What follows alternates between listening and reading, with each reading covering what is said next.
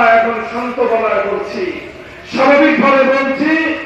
আমাদের কর্মধাররা যদি এই কথাটা সহজে বুঝে নেন, ভালো হবে।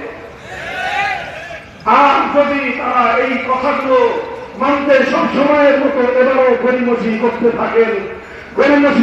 থাকেন, প্রশ্ন করতে পারেন কি করবেন, তাহলে আমাদের স্পষ্ট ঘোষণা, এক ফ্যাসিবাদ থেকে দেশকে মুক্ত করবার জন্য আবু সাঈদ যেভাবে জালিমের বুলেটের সামনে বুক পেতে দিয়েছিল, আল্লাহ কোরআনের রাজ কায়েম করার জন্য 2000 নয়, 2 লক্ষ নয়, প্রয়োজনে 2 কোটি আবু সাঈদ জিহাদের ময়দানে শহীদের ইচ্ছায় জীবন দেওয়ার জন্য জমায়েত হবে।